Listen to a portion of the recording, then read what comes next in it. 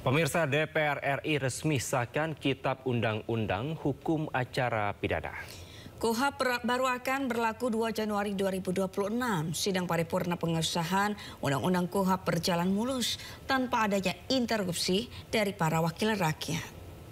Tibalah saatnya kami minta persetujuan fraksi-fraksi terhadap rancangan undang-undang tentang Kitab Undang-Undang Hukum Acara Pidana.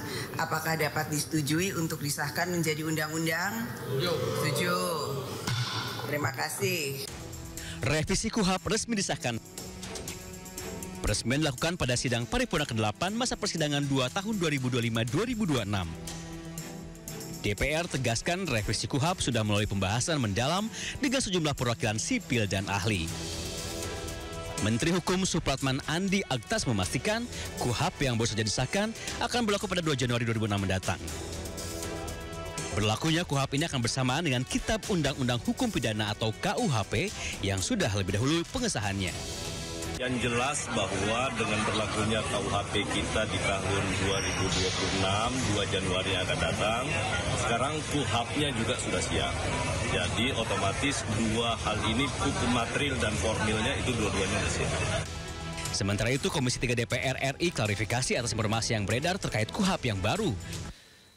Semua fraksi menyadari bahwa penyadapan itu harus diatur secara hati-hati dan harus dilakukan dengan izin pengadilan. Pertama, penangkapan itu harus dilakukan setelah adanya penetapan tersangka. Penetapan tersangka itu tentu mensyaratkan dua alat bukti, ya.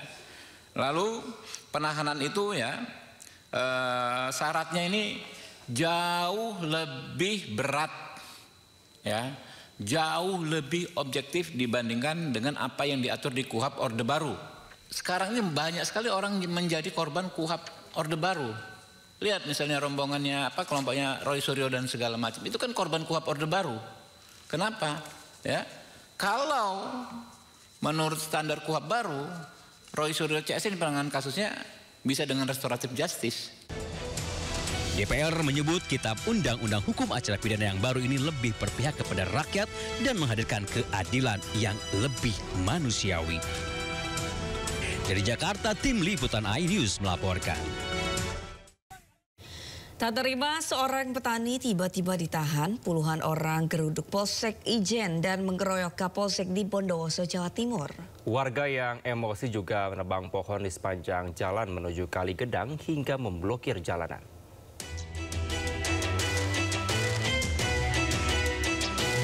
Puluhan warga menggeruduk Polsek Ijen dan membawa paksa Kapolsek Ijen, AKP Suherdi. Bahkan penahanan Kapolsek AKP Suherdi terjadi hingga malam hari. Warga juga memotong pohon dan menutup akses jalan menuju Kali Gedang. Forkopimda, Ketua DPRD, Kapolres, serta Dandim menemui warga untuk berdialog serta meminta Kapolsek untuk diperbolehkan pulang. Aksi ini dipicu usai salah seorang petani dibawa aparat kepolisian tanpa kejelasan. Warga diduga emosi dan meminta penjelasan ke Mapolsek. Kondisi saat ini Polsek Ijen dalam kondisi aman, masih terkendali. Untuk menuju kejadian masih kita dalami lebih lanjut karena kita takut salah prosesnya, jadi kita lakukan begitu untuk.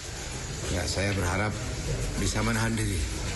Saya bisa diri cari solusi.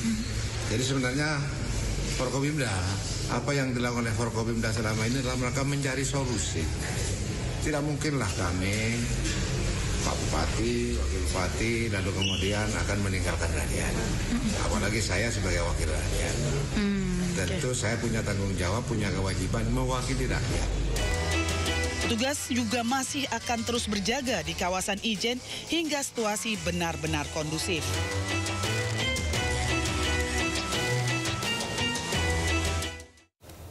Pemirsa, Kapolsek Arjasa AKP Kusmiani meninggal dunia usai mobil dinas yang dikendarainya menabrak pohon di pinggir jalan kota Situbondo, Jawa Timur.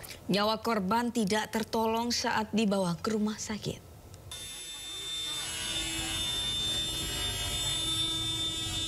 Mobil dinas Kapolsek Arjasa, AKP Kusmiani ini rusak parah usai mengalami kecelakaan tunggal di Jalan BP Sudirman, Kota Situbondo, Jawa Timur.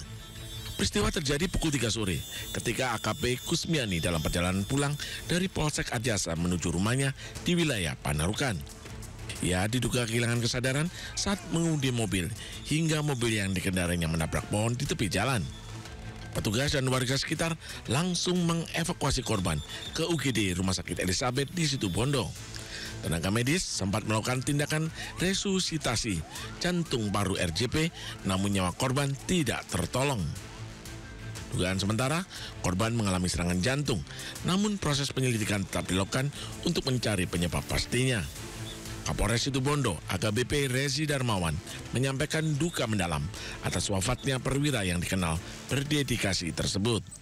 Kami mendapat kabar terjadi laka tunggal di depan Kodim, mengendarai kendaraan dinas yang dikemudikan oleh salah satu Kapolsek, dan begitu dibawa ke rumah sakit, yang bersangkutan tidak tertolong dan sudah dinyatakan oleh pihak rumah sakit meninggal dunia.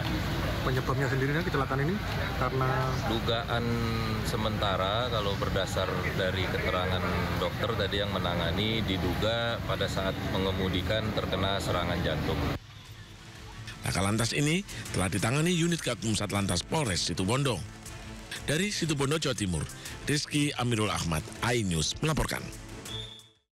Seorang anggota polisi menyelamatkan bocah yang nyaris hanyut terbawa arus di Koja, Jakarta Utara. Ya, polisi tersebut bernama Aibda Eli Effendi yang bertugas sebagai Babin Kaptimnas. Astagfirullahaladzim. Tolong yang bisa berenang. Tolong yang bisa berenang. Seorang anggota polisi menyelamatkan anak laki-laki berusia 14 tahun yang nyaris tenggelam akibat terbawa arus di Kali Kresek, Lagoa, Koja, Jakarta Utara, Selasa siang. Petugas berpangkat Aibda Eli Effendi yang bertugas sebagai Babin Kaptimnas ini menceburkan diri ke kali untuk menyelamatkan korban bernama Ade Hermanta. Ade yang masih duduk di sekolah menengah pertama ini pun berhasil dievakuasi ke daratan dengan selamat dan dibawa ke Rumah Sakit Umum Daerah Koja guna pemeriksaan kesehatan. Babin Kamtibnas Polsek Koja ini mengungkapkan saat kejadian dirinya tengah mengadakan kegiatan pangan murah di sekitar lokasi. Karena di hadapan saya, di depan saya melihat anak yang tenggelam ini, kalau saya tidak ikut membantu, kalau seandainya sampai terjadi meninggal atau nggak ketemu, itu yang saya rasakan sangat menyesal. Dari situ saya dengan tidak memikirkan keselamatan saya juga untuk membantu, itu sehingga ketemu pada saat diselamatkan dan warga lain juga ikut membantu. Orang tua korban tidak menyangka jika anaknya yang pamit belajar kelompok justru terbawa arus saat bermain. Orang tua korban sampaikan terima kasih karena anaknya berhasil diselamatkan oleh Aibda Eli. Dari Jakarta, Rizky Falupi, iNews melaporkan.